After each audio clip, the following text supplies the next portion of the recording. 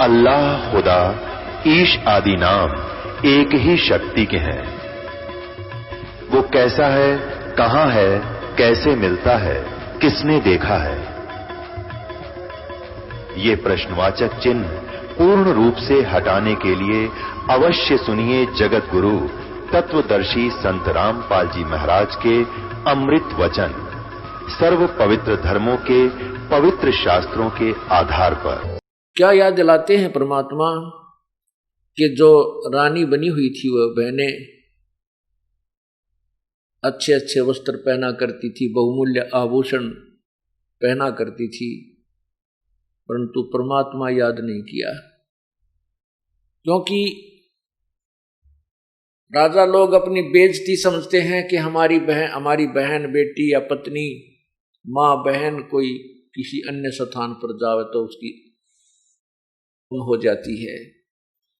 अपनी इज्जत समझते हैं बहन बेटियों को, कारों और कोठियों में रखने का, उन्हीं में चलने की, इस प्रकार की उनकी व्यवस्था वो आप ही बनाए रहते हैं। और सत्संग में आए बिना इस जीव को ज्ञान नहीं होता तो जो कर्म कर रहा है ये कहां तक ठीक है और कहां तक अनुचित है। सत्संग में आने से वो रानी, वो बहनें जो अन्य भी साहूकारों की बेटी बहन स्त्रियां जो अच्छे खाना खाया करती थी, किसमस काजू मिलाकर खीर हलवे बनाकर खाती थी, बांदियां सेवा किया करती थी, एक परमात्मा के नाम बिना, होय होय कबीर एक हरि के नाम बिना वो नार कूतिया हो, गली गली भौंकत फेरे फिर टूक न डाले कोई। वही रानी या ऊंचे घर की, जो जिसको ऊंचा घर मानते हैं हम, लेकिन संत कहते हैं ऊंचा वो है जो बुरे काम से दूर हो, भगवान बचता हो, वो चाहे किसी जाति किसी मजहब का है।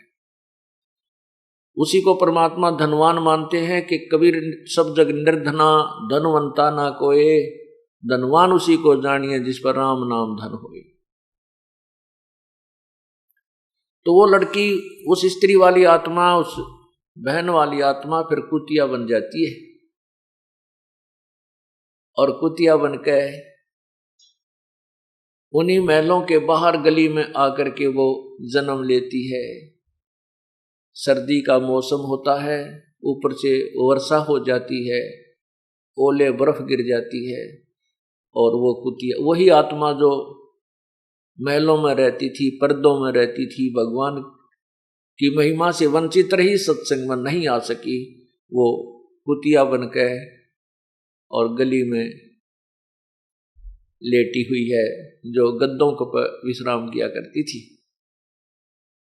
अब भूख लगती है, जो काजू और किशमिश के हलवे जूठे छोड़ा करती थी, बांदिया खाया करती थी, आज वही कुतिया बनकर वही आत्मा जो भगवान नहीं बजा करती थी, झूठे टूक के लिए तरस रही है, छोटे रोटी के झूठे टुकड़े के लिए तरस रही है।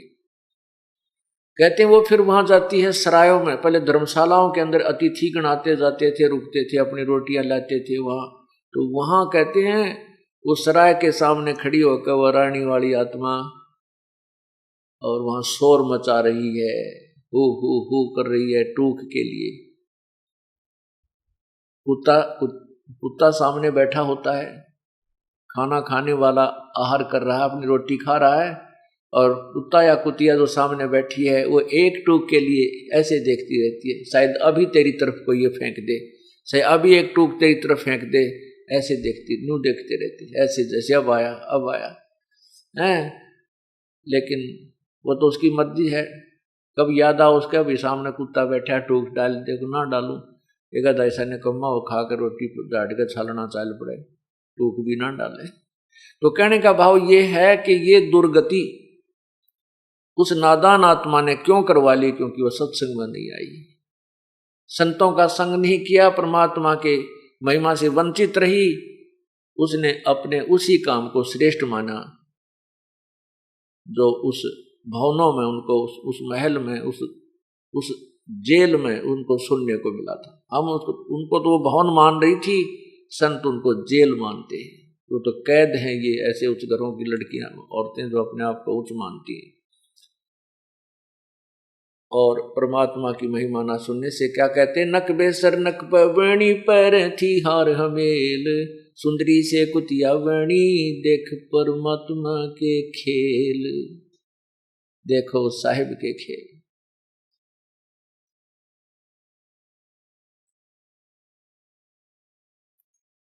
इसलिए प्रभु याद दिलाते हैं,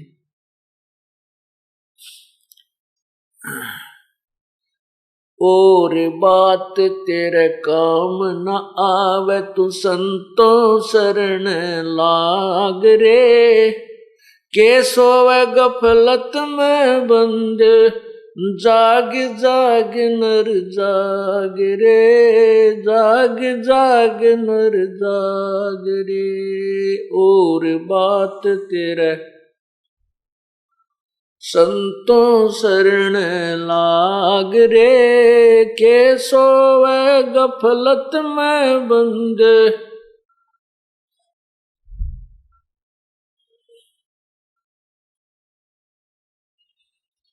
इस तन सराय में जीव मुसाफिर करता रहे दिमाग रे, तन सराय में जीव मुसाफिर करता रहे दिमाग रे, रात बसेरा कर ले डेरा चले सवेरा त्याग रे, चले सवेरा त्याग रे। और बात तेरे काम न आवे,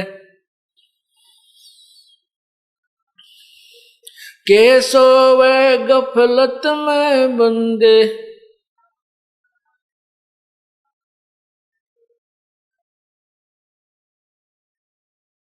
उमदा चोला बन अनमोला, लगे दाग पे दाग रे, उमदा चोला बन अनमोला, लगे दाग पे दाग रे।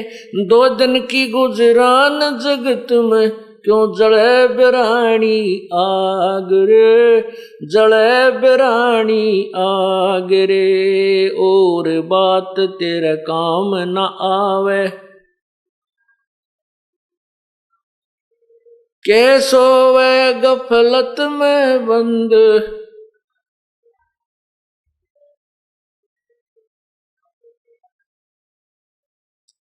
और बात तेरे काम न आवे तू संतों शरण लाग रे, के सोवे गफलत में बंद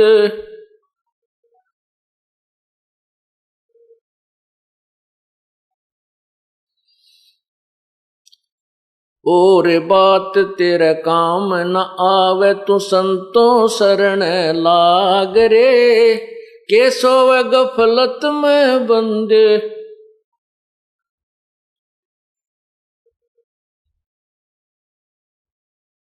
भाई हर सुमरे सो हंस कवावे, कमी करो दी कागरे। हर सुमरे सो हंस कवावे, कामी करो दी कागरे। बोरा नबर में विष के बन में चल बेगमपुर बाग रे, चल बेगमपुर बाग रे। और बात तेरे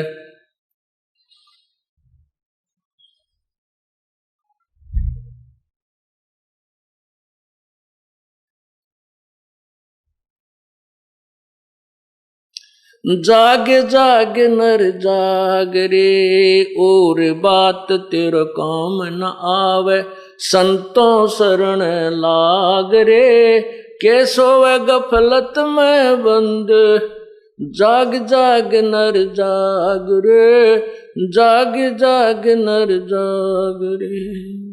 भाई शब्द सैन सतगुरु की पहचानी, पाया अटल सुहाग रे। शब्द सैन सतगुरु की पहचानी, पाया अटल सुहाग रे। नितानंद महबूब गुमानी, प्रगट्य पूर्ण बाग रे, प्रगट्य पूर्ण बाग रे। और बात तेरे काम न आवे, के सोवे गफलत में बंदे, जाग जाग नर जाग रे, और बात तेरे काम न आवे, तू संतों शरण लाग रे। के सोवे जाग जाग नर जाग रे, सत साहिब। इस तन सराय में जीव मुसाफिर करता रहे दिमाग रे, रात बसेरा कर ले डेरा, तू चले सवेरा त्याग रे। ये शरीर एक धर्मशाला बताई है। संतों ने इस जीव को जगाने के लिए नाना प्रकार के उदाहरण दिए हैं। इस शरीर को एक चलती फिरती सरा समझो, धर्मशाला समझो, एक रेस्टोरेंट समझो, और इसमें आपको ये जो आपको रेस्टोरेंट में रहने के लिए यानी इस धर्मशाला में रहने के लिए जो समय मिला है, वो आपने जितने पैसे जमा करा रखे हैं उतने समय के लिए आपकी बुक हो चुकी है। और जिस दिन वो समय आपका पूरा हो जाएगा, आपके पैसे समाप्त हो जाएंगे, आपको ये धर्मशाला, ये सराय छोड़नी पड़ेगी, इसमें नहीं रहने देंगे। आप अगर ठीक ठाक से नहीं निकलते हो, सब इच्छा से नहीं आते हो, तो आपको उठा करके बाहर उसके नौकर निकाल देते हैं। धर्मशाला आपने किस लिए धर्मशाला में गए हो, किस लिए आप दूर देश में जाकर के अपना घर छोड़ करके धर्मशाला में गए हो, रेस्टोरेंट में रुके हो, उसका उद्देश्य भी कोई अवश्य होगा। वहां आप बिजनेस करने गए हो, आप वहां किसी व्यवसाय के लिए गए हो, और जो उस धर्मशाला में कमरा बुक करा के वहां व्यवसाय करते हैं, अपना कोई बिजनेस करते हैं, वो लोग 2 के 20 बना लेते हैं। वो अपना दुगने तिगने चौगने धन को इकट्ठा करके बना करके वापस स्वदेश आ जाते हैं। और जो व्यक्ति उस धर्मशाला में जाकर के, सराय में जाकर के कमरा भी बुक करा लिया, और जो मूल धन लेकर गया था उसमें से शराब पीवे, हुक्का पीवे, जुआ खेले और सिनेमा देखता फिर, व्यवसाय किया नहीं, जिस उद्देश्य से गया था वो काम करा नहीं, तो वो कंगाल हो जाता है। और फिर वो कंगाल होने के उपरांत कितना कष्ट उठाता है। इसी प्रकार इस तन सरा में जीव मुसाफिर करता रहे दिमाग रे, रात बसेरा कर ले डेरा, चले सवेरा त्याग रे। अब मनुष्य शरीर प्राप्त करके हम संतों के विचार तो सुनते नहीं। अब आप में घने समझदार बुद्धिमान बने बैठे, अपनी अपनी अटकलों से अटके बैठे हैं। मेरा लड़का ऐसे पढ़ गया, वो इंजीनियर बन गया, मेरा लड़का ऐसे पढ़ गया, IAS कर गया, IPS कर गया। अब वो जो पढ़ाई उन्होंने पढ़ी है उसमें तो विद्वान हो गए वो, इसमें तो कोई शक को नहीं। लेकिन परमात्मा ने जो परमात्मा को प्राप्ति का जो ज्ञान है और इस मनुष्य शरीर का जो उद्देश्य है, वो तो ज्ञान उनको ना हुआ। फिर वो अपने अपने दिमाग से अटके रहते हैं। इस तन सरा में जीव मुसाफिर करता रहे दिमाग रे, अपनी अपनी कहते रहते हैं, इसने काम बने नहीं।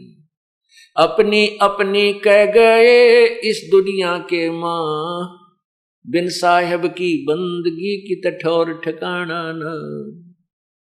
अपनी अपनी तो दुनिया कह के चली जाती है, और बड़े बड़े वैज्ञानिक भी पता नहीं के अन्वेषण करके चले गए, लेकिन आगे क्या होगा।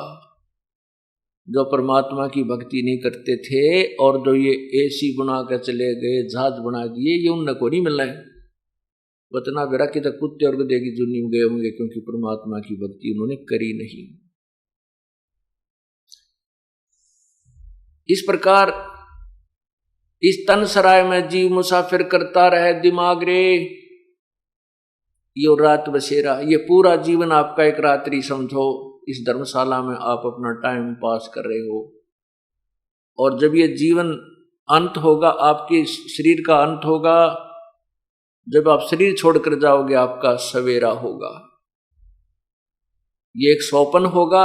आज जिसको आप बेटा मानते हो, बेटी मानते हो, माता मानते हो, पिता है, मेरी कार है, कोठी है, मेरी जमीन, इतने एकड़ मेरी जमीन है, जब स्वप्न सा होगा, या जैसे स्वप्न में हम कई बार कार में बैठे होते हैं, रांची स्पीड पर चला रहे हैं, कभी ब्रेक मारते हैं, कभी गियर बदलते हैं, क्लच दबाते हैं, और जब सपना टूट जाता है तो उड़े रजाई में पैर मारते पावा, वो कार नहीं होती। तो ऐसे ही जब ये शरीर छूट जाएगा, उस समय आपका वो सपना टूटेगा, यो सवेरा होगा। फिर आप सोचोगे कौन था मेरा बेटा, कौन थी मेरी कोठी, आपको याद भी ना आएगी कौन थी। फिर तो वो यम के दूध दिखाई देंगे, ऐसे बूंदी आग करती, जिसके देखते कालजा पाटे भूल जाएगा सब कुछ, मैं कौन था, कितना आया था, मैं राजा था या कोई सेठ था या गरीब था। तो फिर उसको उस समय ये बात याद आती है, अरे मैं आया था किस लिए संसार में, इसलिए आया था कि भगवान की भक्ति करूंगा। वो तो की नहीं, ये सारा जीवन मेरी बकवादा में खो दिया। इस जीव को फिर धर्मराज के सामने, उस न्यायाधीश के, प्रभु के न्यायाधीश के समक्ष खड़ा कर दिया जाता है। वो न्यायाधीश धर्मराज पूछता है कि सुना भाई, दिखाओ तुम्हारे इसकी गठड़ी खोल कर देखो, देखो ये क्या कमा के लाया है, कितना पुण्य और कितने पाप हैं इसके। तो वहां तो कहने की देर ही है कि उसी समय उस आत्मा की एक फिल्म चल पड़ेगी। तो वो क्या देखते हैं, धर्मराज कहता है, अरे नालायक, जब तू यहां से गया था क्या कह रहा था कि हे भगवान मुझे एक बार मनुष्य शरीर दे दो, मैं आपकी भक्ति करूंगा, परमात्मा बजा करूंगा, कोई बकवाद नहीं करूंगा, ना शराब मांस तम्बाकू नहीं पीऊंगा, चोरी ठगी जारी नहीं करूंगा, मैं नेक नीति से आपको याद किया करूंगा प्रभु। और अब क्या करके आया है तू देख, उसके एक फिल्म चला दी जाती है, वहां पर गवाह की जरूरत को ना, भगवान को, परमात्मा को वहां पर किसी एविडेंस की आवश्यकता नहीं है। एक फिल्म जो हमारे यहां, जैसे हम जितने भी कर्म करते हैं, एक फिल्म हमारे कंप्यूटर अंदर मस्तिष्क में, एक परमात्मा ने कंप्यूटर फिट कर रखा है जीव के अंदर। उस कंप्यूटर में कोड वर्डों में हमारे सब कर्म विद्यमान रहते हैं, चाहे हम बुरी सोचते हैं, अच्छी सोचते हैं, अच्छा करते हैं या बुरा करते हैं। और इसकी एक कॉपी प्रतिदिन धर्मराज के दरबार में इस फिल्म की चली जाती है, वहां फैक्स हो जाती है। उस समय ये जीव वहां धर्मराज के दरबार में खड़ा होता है, उसके सामने किए हुए उसके सुक्रम और कुक्रम की एक फिल्म चल पड़ती है। ये नीची गर्दन कर लेता है, क्योंकि वहां ये नो भी ना कह सकता, मैंने यो पाप ना करया, यहां तो झूठ बोल कर हम झूठी गवाही देकर बरी हो जाते हैं किसी मुकदमे में, लेकिन वहां झूठ नहीं चलेगी। उसके लिए फिर वो क्या कहता, भगवान इब क्या गलती बन गई, एक बार मनुष्य जीवन फिर दे दो मुझे, मैं फिर आपको बहुत याद करूंगा, परमात्मा की भक्ति किया करूंगा, शुभ कर्म करूंगा, ऐसे पाप मैं फिर नहीं करूंगा जो इस फिल्म में मैं देख रहा हूं, ये मैंने बहुत गलती कर दी। तब धर्मराज जी कहते हैं, अरे नालायक, तू प्रत्येक बार ये बकवाद कर, ये बहाने बनाता है, देख तू कितने मनुष्य जन्म दिया मैंने तेरे को। एक ट्रेलर दिखाता है उसके पिछले जन्म जन्मांतर के पिछले वो फिल्म चलाता, देख एक मनुष्य जीवन तू गया जब क्या कह रहा है कि भगवान इब का तो मैं पूरी भक्ति करा करूंगा, परमात्मा को याद करूंगा, पूरे बुरे कर्म नहीं करूंगा, और देख तो उल्टा फिर क्या लाया इस जीवन में, वह कुकर्म करके आया, भक्ति की नहीं, इतने पाप कमा के लाया था। उससे दूसरे जन्म में देख, तीसरे में देख, चौथे में देख।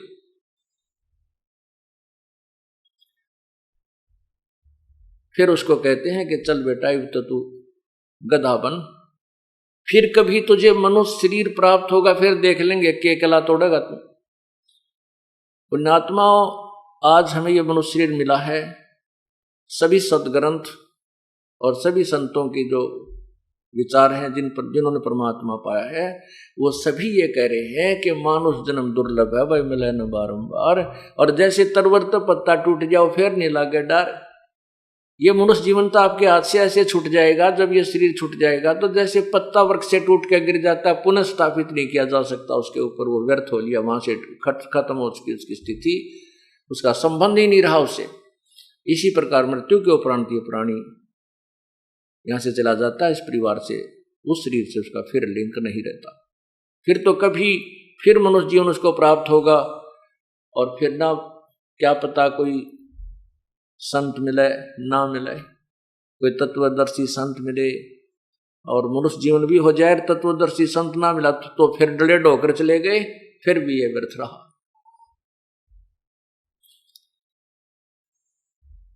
इस प्रकार परमात्मा हमें याद दिलाते हैं कि उमदा चोला बना अनमोला, ये लगे दाग पे दाग रे, या 2 दिन की गुजरान क्यों जले बिरानी आग रे। बिरानी आग, बिरानी आग कैसे जल रहे हैं, और दाग पर दाग कैसे लग रहे हैं। हम अपने स्वार्थवश ऐसा घिनौना कर्म कर देते हैं, किसी की डाका मार लेते हैं, कोई और घटिया कर्म कर लेते हैं पैसे कमाने के लिए, किधर मिलावट कर देते हैं। परमात्मा के पास एक बहुत ही सेंसिटिव बैलेंस है, बहुत ही जो त्रुटि रहित एक तुला है, उसके अंदर वो तोलता रहता है आपके जो जैसे भी कर्म आप करते हो, और फिर उन किए हुए पापों का आपको परिणाम भोगना पड़ता है। एक व्यक्ति उच्च अधिकारी था, उसने एक उच्च पुलिस अधिकारी था,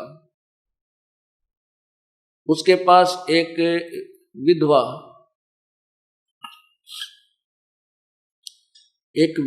स्त्री दरखास्त लेकर गई, प्रार्थना लेकर गई कि मैं बचपन, मेरा एक ही लड़का हुआ था, मैं विधवा हो गई थी, मेरे 18 एकड़ जमीन मेरे जो यहाँ के हकीकी अर्थात इस मेरे देवर जेठ आदि प्रयोग करते थे, मुझे उसमें से कुछ हिस्सा दे देते थे। मैं अपने घर पर पीहर में अपने माता पिता की वहां रह रही थी, वहीं पर मैंने अपने बच्चे को पढ़ाया लिखा बड़ा किया है, पाला पोसा है। अब ये जवान हो गया है और मैं अपनी जमीन मांगने के लिए, प्राप्त करने के लिए उन देवर जेठों से कहा, प्रार्थना की तो उन्होंने मना कर दिया, कृपा मेरी जमीन मुझे दिलवाएं। अब उस बड़े अधिकारी ने उस स्त्री से कहा, उस बहन से कहा कि आप दरखास्त दे जाओ, मैं इंक्वायरी करता हूं। उसने उसकी इंक्वायरी करवाई तो उसको पता चला कि उनके अभी कब्जा नहीं हुआ था। कुछ एक ऐसा नियम है कि इतने वर्षों तक उसके नाम चल पड़े दूसरे व्यक्ति के तो उसके कब्जा माना जाता है, फिर वो मालिक उसको ग्रहण नहीं कर सकता। उस अधिकारी को ने पता करवाया कि उस पर कोई कब्जा नहीं है और आसानी से उसको छुड़वाया जा सकता है। अब उस अधिकारी के मन में लालच आ गया कि 16-17 एकड़ जमीन है, कई लाखों रुपए की है, और इस स्त्री के पीछे कोई अप्रोच का आदमी भी नहीं है। इन सब प्रकार से सोच के उसने जब वो जिस दिन वो बुलाई थी वो स्त्री वहां गई बहन, उस अधिकारी ने कहा कि तेरी जमीन नहीं छूट सकती, इस पर तक कब्जा हो चुका है। हाँ, मैं तुझे ऐसा कर सकता हूं कि उनसे 10-20 हजार 50 हजार रुपये दिला सकता हूं, नहीं तो वो भी नहीं मिलेंगे। उसमें 10-20 हजार 50,000 रुपये बहुत होते थे, और वो करोड़ों की जमीन थी तो उसको 20-30-50,000 रुपये में राजी करके और तहसील में उसके अंगूठे लगवा कर रजिस्ट्री अपने नाम करवा ली, अपने बच्चों के नाम, अपने बेटे के नाम करवा दी। इकलौता पुत्र था उस पुलिस अधिकारी के। अब वो वृद्धा, वह बेचारी बुढ़िया अपने बच्चे ने लेकर 50,000 रुपये लेकर के की तो और रहने लगी। अब उस अधिकारी का एक ही पुत्र था, अच्छा पढ़ लग गया, एसडीएम की नौकरी लग गया, ब्याह की तैयारी हो रही थी, शादी की तैयारी थी, उसी दिन एक्सीडेंट को प्राप्त हो गया। ओए होए, जिस बेटे के लिए उसने ऐसा कुकर्म किया उस वृद्धा की आत्मा दुखाई, वो बेटा ही ना रहा। जिस बेटे को सुखी करने के लिए उस नादान आत्मा ने अपनी पावर का दुरुपयोग किया, अपनी शक्ति का सत्ता का दुरुपयोग किया, फिर वो टक्कर मार कर रो रहा है, टक्कर मार मार रो रहा है। याद दिलाते हैं परमात्मा, संत जन आकर के हमें प्रभु की महिमा, उसके विधान से परिचित कराते हैं कि उमदा चोला बना अनमोला, लगे दाग पे दाग रे, या 2 दिन की गुजरान जगत में क्यों जड़े बिरानी आग रे, या बिरानी आग अपने ऊपर घेर ली उसने।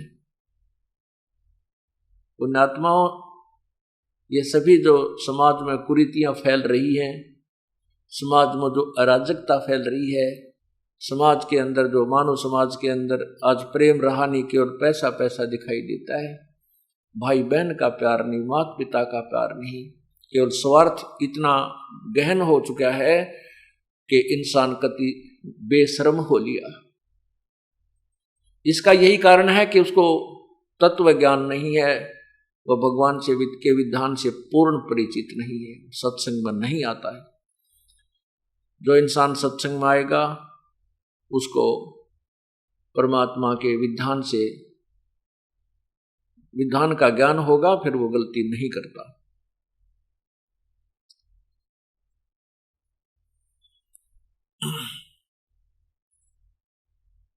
फिर बताया है कि हर सुमरे सो हंस कहावे, कामी क्रोधी कागरे। हर सुमरे सो हंस कहावे, कामी क्रोधी कागरे, और भौरा ना भर में विष के बन में चलबे गमपुर बागरे। परमात्मा की भक्ति करता है उसे भक्त कहते हैं। हर सुमरे सो हंस कहावे, कामी क्रोधी कागरे। हंस, एक अच्छे भगत को हंस के उपाधि से संबोधित किया जाता है। हंस,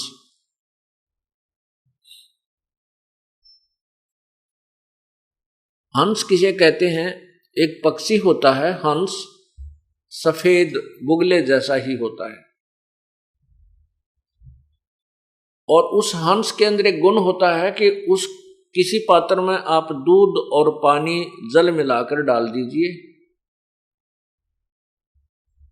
हंस जब दूध को उसको पिएगा तो दूध को पी लेता है और जल को छोड़ देता है, दूध और पानी को भिन्न भिन्न कर देता है, दूध और पानी का छान लेता है, यानी अच्छी वस्तु को ग्रहण कर लेता है, जो उसको आवश्यक नहीं उसको छोड़ देता है, पात्र में रह जाती है। एक ऐसा परमात्मा की दया से उसके अंदर गुण है, वैसी उसके शरीर की व्यवस्था प्रभु ने बनाई है। और हंस में दूसरा गुण ये होता है कि वो एक ही सरोवर पर बुगला भी होता है, जो मछलियां खाता है, कीड़े खाता है, घोंघे खाता है, और उसी पर वो बुगला भी होता है। दोनों का शरीर एक जैसा है, पक्षी दोनों ही हैं, लेकिन हंस मोती खाता है, मछली घोंघे और कीड़े नहीं खाता। ये दूसरी पहचान है, उसको हंस कहते हैं। इसी प्रकार ये मनुष्य शरीर उसका भी है जो चोरी करता है, डाके करता है, मारता है, ठगी करता है, 2 के 20 बनाता है, रिश्वत लेता है, शराब पीता है, मांस खाता है, जीव हिंसा करता है, वो भी मनुष्य है।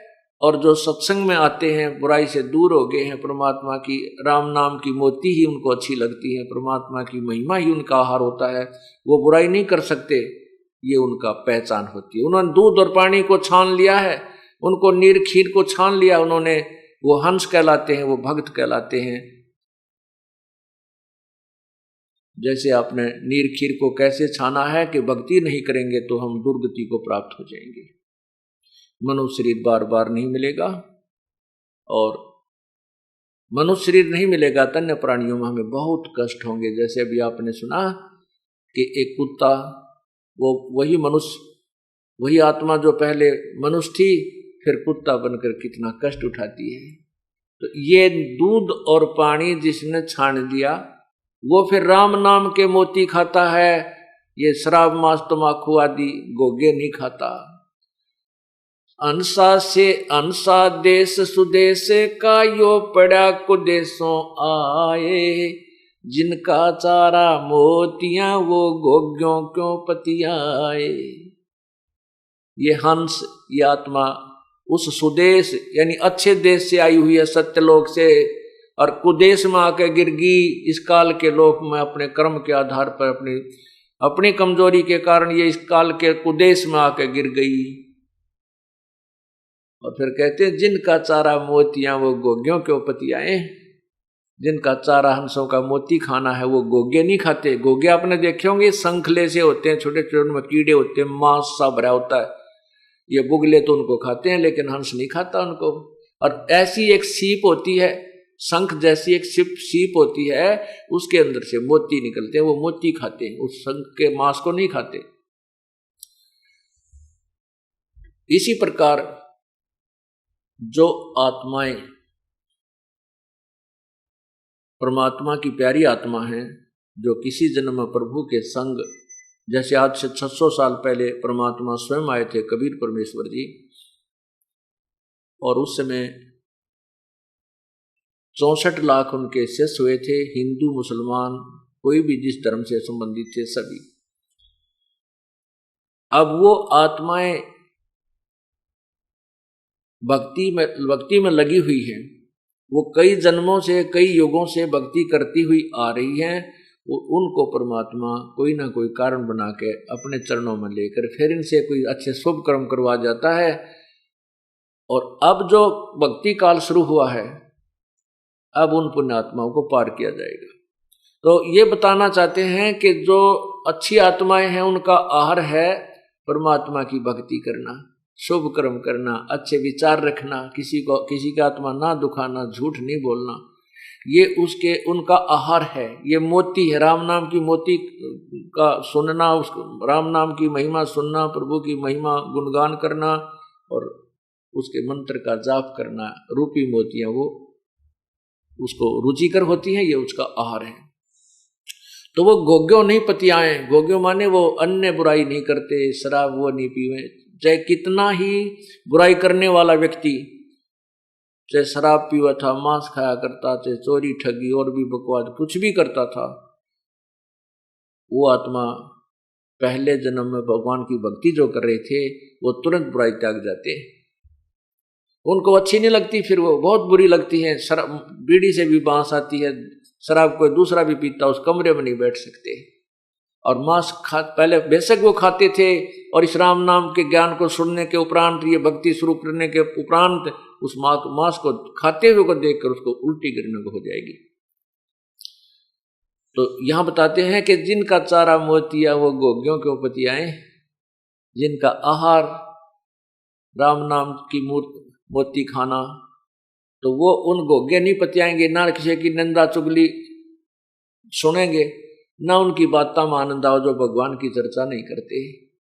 जिसके अंदर भक्ति प्रवेश होगी तत्व ज्ञान के आधार से, वो चाहे कितना प्यारा रिश्तेदार हो, वो भी आपने बुरा तो नहीं लगेगा, लेकिन उसके साथ बात करना जी घड़ी को ना करे।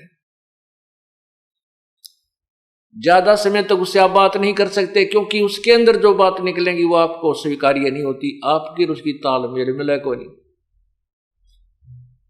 आप चाहोगे कोई भक्ति की चर्चा करे, वो उठा के लाओगा, मेरा लड़का न्यू हो गया, उस लड़के ने उसके इतने नंबर आ गए, इसको उसको वहां दाखिला दिवाऊंगा, एक बात क्या रट्टा 1 घंटे तक लगा रहे। अब उस रिश्तेदार को ये भी नहीं कहा जा सकता भाई तू चला जाए यहां से। वो तो एक दिन रुक गया, 2 दिन उसकी मौज है, लेकिन अब आप उसकी पहले की तरह सुर में सुर नहीं मिला सकते।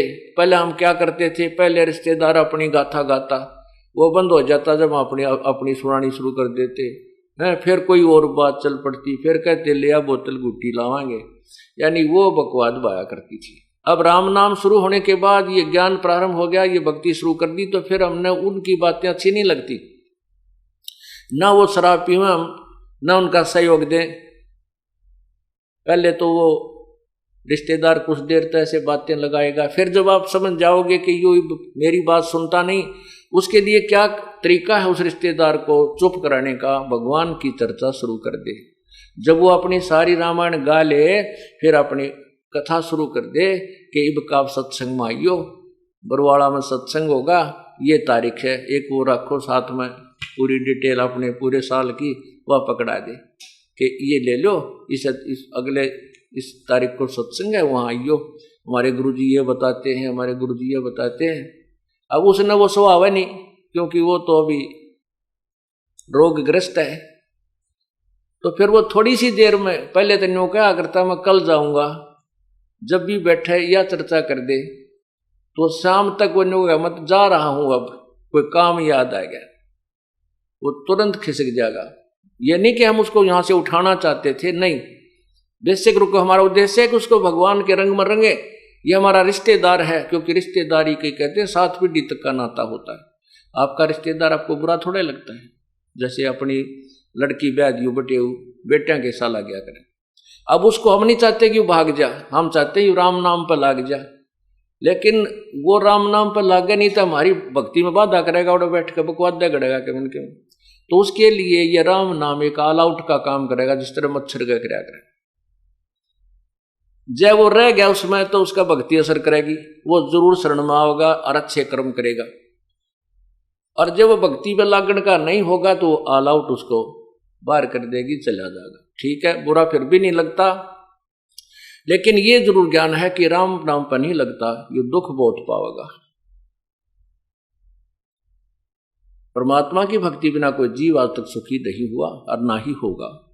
ठीक है, जिसके पूर्व जन्म के पुण्य चल रहे हैं, जब तक उसके तो उसको कोई दिक्कत नहीं आती।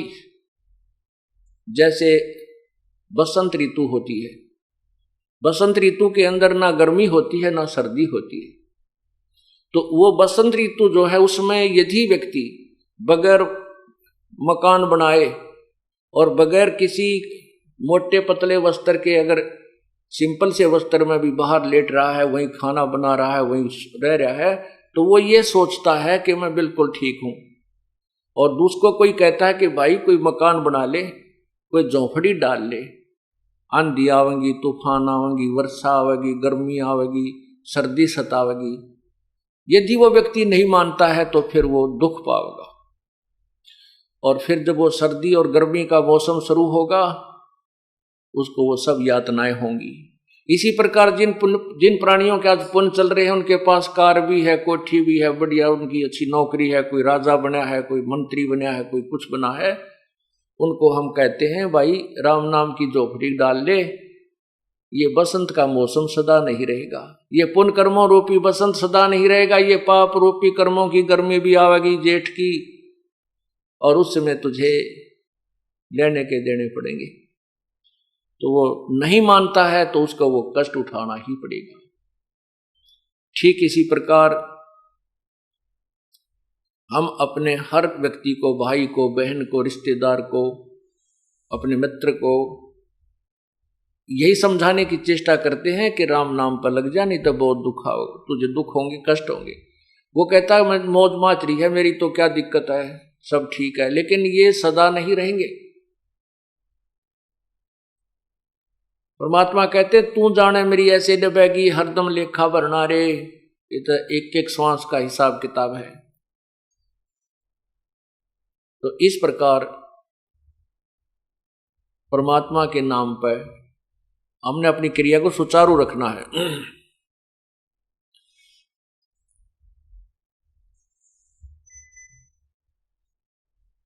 अब ये बताया कि इस हर सुमर सो हंस कहावे, कामी क्रोधी कागरे,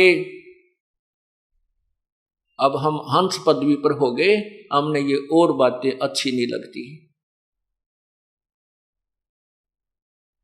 फिर परमात्मा ने बताया है, संतों ने बताया है कि भावरा ना भर में इस विष के बन में, चल बेगमपुर बागरे। चल बेगमपुर बागरे। अब ये जो सत्संग शुरू होगा इस बेगमपुर के ऊपर होगा, शेष जो सत्संग होगा। बेगमपुर किसे कहते हैं? जहां कोई गम नहीं, कोई दुख नहीं, बेगम। वो सतलोक, उसी को सचखंड कहते हैं। भंवरा कहते हैं इस आत्मा को, इस जीव को भंवरा कहते हैं। ये इस काल लोक रूपी बाग में, विष के वन में, इन विषय विकारों के वन में घूम रहा है। कभी कोई चस्का ले रहा है, कित गुट्टी लाने का, कित हुक्का पीने का, कित सुल्फा खाने का पीने का, कित अफीम खाने का, और कित सिनेमा देखने का, कित और बकवाद करने का।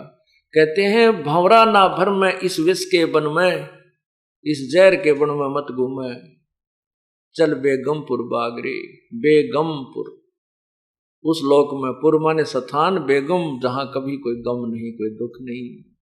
शंखों लहर मेर की उपज कहर नहीं जा कोई, दास गरीब अचल अविनाशी सुख का सागर सोई। जिस लोक में कोई दुख नहीं, कोई कहर नहीं, सभी लहरें वहां पर मेहर की उपजती है। जिस प्रकार जीवन में दिन में या 2-4-10 दिन में कभी एक बार एक ऐसी थोड़ा सा समय आता है, इतनी दया भर जाती है दिल में, कोई भी बुरा नहीं लगता। किसी से कोई लड़ाई झगड़ा या द्वेष, शत्रु को भी ईसा दिल करे जानो इनको माफ कर दे। क्या ले जाना है संसार से, चले जाएंगे यहीं, ये सब छोड़ जाएंगे। लेकिन वो लहर जो मेर की जो हिलोर होती है, वह थोड़ी सी देर की होया करती है यहाँ। क्योंकि आप हिसाब ला लो, इतनी देर की जो वह दया की लहर थी, वो कितनी सुखदाई थी। पूरा शांत, शरीर शांत हो जाता है, इतनी शांति होती है। उसके जाते ही वो फिर ज्यों की त्यों मच्छर से लड़ने शुरू हो जाते हैं। वो न्यू कर दूंगा, न्यू कर दूंगा, वह कोठी बनाऊंगा, उसके इतना लेना है, उसके इतने देने हैं, वहाँ ये हो गया, वो टोटा हो गया। यानी इस तरह के ये फिर हमारे ऊपर ये मच्छर से लड़ने प्रारंभ हो जाते हैं, ये पीड़ाएं प्रारंभ हो जाती हैं। लेकिन उस सतलोक के अंदर वो ऐसी मेहर की लहर सदा रहती है। शंखों लहर मेहर की उपजे कहर नहीं जा कोई, दास गरीब अचल अविनाशी सुख का सागर सोई। वो चल बेगमपुर बागरे।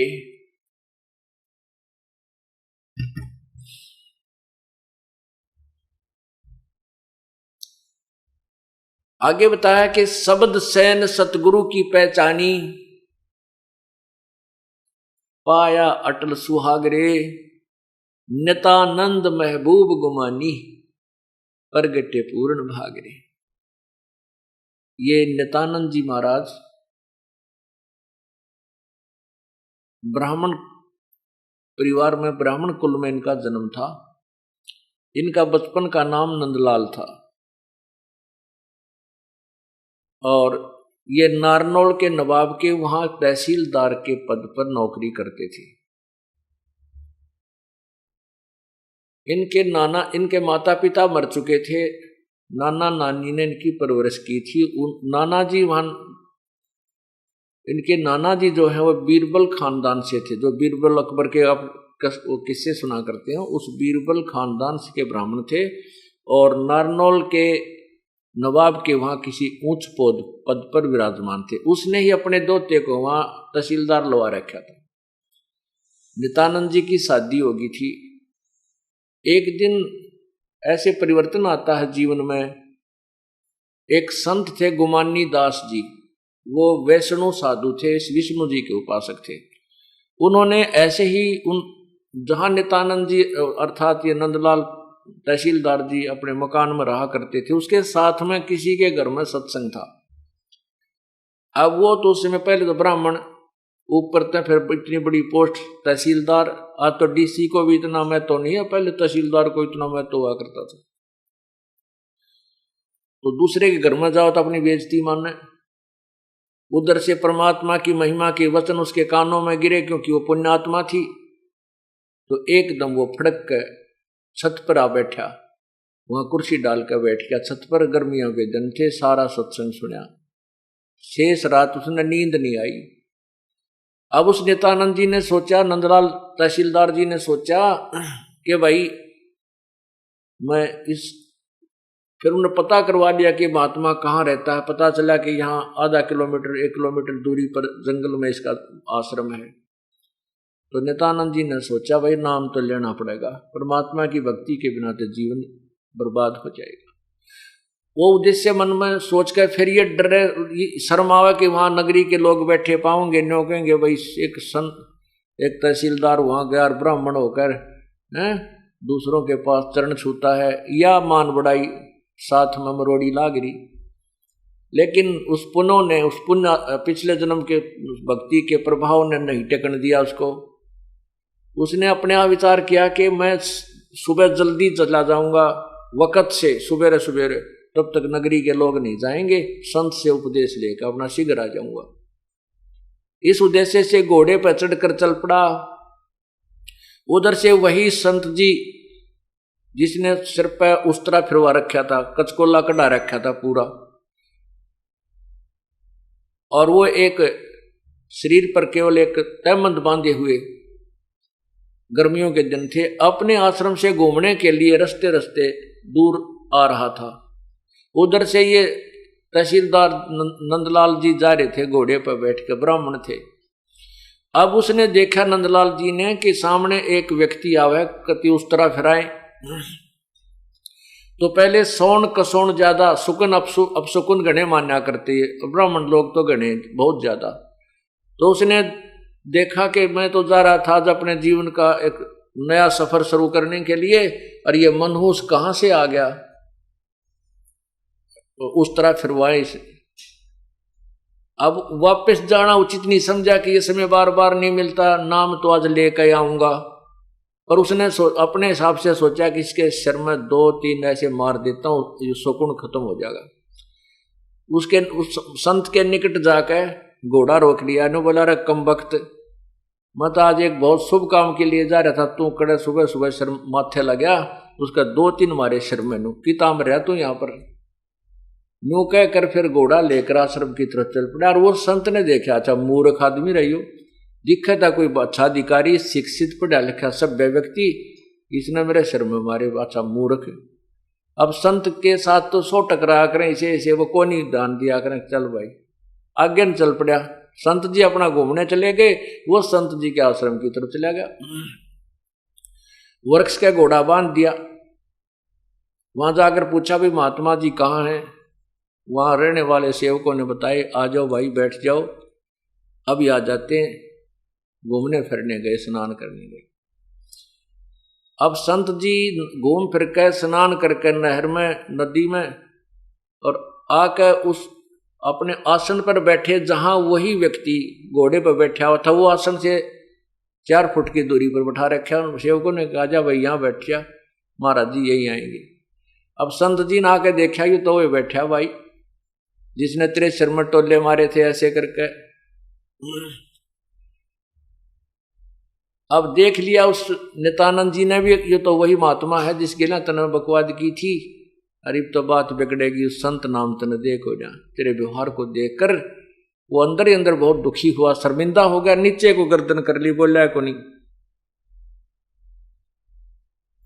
संत जी जान गए कि ये अच्छी आत्मा का था और इसका कोई गलतफहमी होगी। तो उस गुमानी दास ने कहा, भाई बच्चों, उस व्यक्ति उस नित्यानंद से कहा कि ए भगत जी, आप के जैसे एक व्यक्ति मटका लेने जाता है, घड़ा कुम्हार के थे, और मटका लेने से पहले उसको बजा के देखता है एक आने का मटका लेकर 6 बटोले मारता, उसको देखता है ये कहीं खरा है या खोटा, ये कहीं से गड़बड़ तो नहीं है इसमें। और बेटा तने गुरुजी बजा के देख लिया, क्या दिक्कत होगी? आपने तो अपने जीवन का सौदा करना था और गुरुजी को बजा के देख लिया, कोई बात ना बेटा, तो शर्मावा मत ना।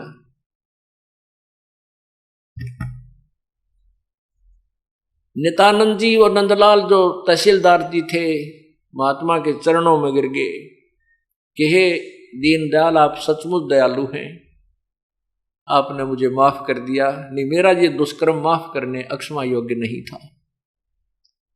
उनको उपदेश दिया। फिर उसकी इतनी लो लाग गई कि नौकरी से आते ही सीधा सत्संग में, आश्रम के वहां। ये उसकी पत्नी को गवारा नहीं हुआ, क्यों बहन को चिंता हो जाती है बगैर ज्ञान के कि बाबा बन जाएगा, घर छोड़ देगा, तेरी बिरयान माटी हो जाएगी। तो उस लड़की ने 1-2 बार उस महात्मा से कहा कि आप मेरे पति को यहाँ मत आने दिया करो, इनको कह दो यहाँ नहीं आवे। और आपने पता नहीं क्या खिला पिला दिया, ये घर में कम रहता है और आपके पास ज्यादा आता है। उसने कहा बेटी मैंने कुछ नहीं कहा, इसका कोई पिछला संस्कार है, और आप भी भक्ति करो बेटा, भक्ति किया करें, परमात्मा का नाम ले। वह तो नहीं मानी, लेकिन इतना विरोध करने लगी कि एक दिन नित्यानंद जी सुबह सुबह जल्दी जाते थे दर्शन करने, उससे भी पहले उठकर वो घर से निकलकर दूसरी साइड से महात्मा के आसन पर जा बैठी जहां संत जी विराजमान होते थे।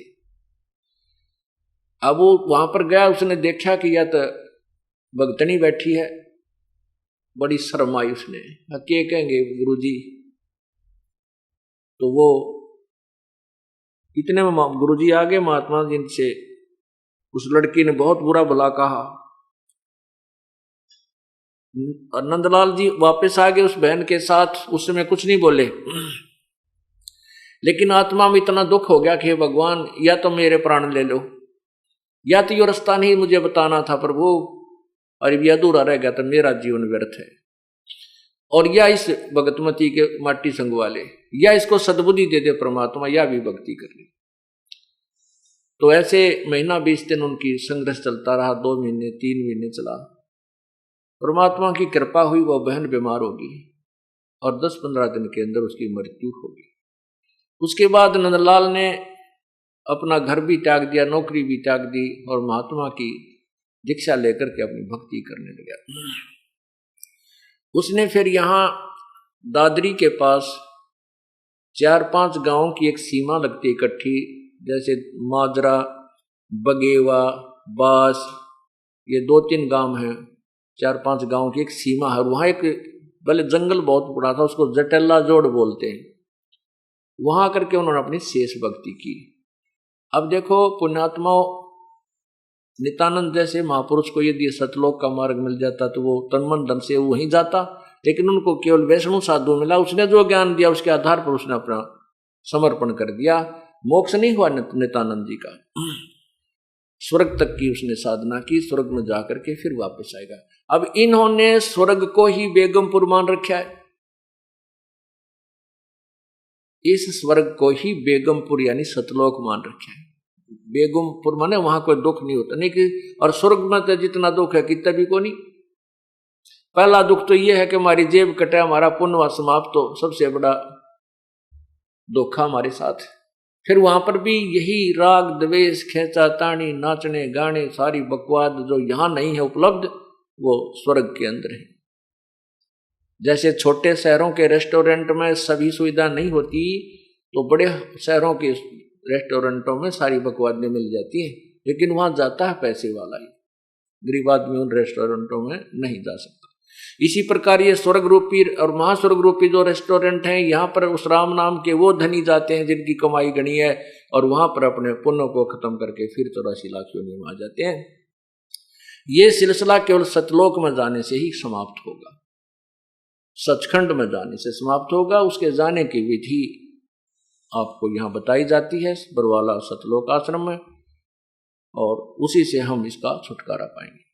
तो उस समय अब उस नित्यानंद जी महाराज ने क्या कहा था कि ब्राह्मण कुल में जन्म था, मैं करता बहुत मरोड़, और गुरु गुमानी दास ने दिया कुबदगढ़ तोड़। ओए होए, आज हम छोटे सी कोई पोस्ट मिल जाती है, थोड़ा सा धन हो जाए, एक कोठी और कार हो जाती है, तो हम फूले नहीं समाते। जैसे समाज के हिसाब से उच्च जाति में जन्म हो जा और फिर धन चोखा हो जा, बढ़िया कोई पोस्ट या पैसे की व्यवस्था घनी हो जा, तो घनी मरोड़ हो जाती है हमारे अंदर। आज से 250 वर्ष 300 वर्ष पहले जब जतानंद जी थे, उसमें ब्राह्मण जाति को एक विशेष आदर दिया जाता था। छोटे से बालक ने भी दादा कहा करते। तो इस तरह उस कहते उस समय जब मैं इतना ऐसे ब्राह्मण कुल में जन्म था, मैं करता बहुत मरोड़े, बड़ा अभिमान किया करता था, और वो अभिमान मुझे नरक में डाल देता। वो कुबद का गढ़ था, उस कुबद के गढ़ ने उस संत ने तोड़ा, कुबद के गढ़ को संत ने तोड़ा, गुमानी दास गुरु ने तोड़ दिया और मुझे एक इंसान बना दिया, एक भक्त बना दिया। ब्राह्मण कुल में जन्म था, मैं करता बहुत मरोड़, और गुरु गुमानी दास ने वो दिया कुबद गढ़ तोड़े। फिर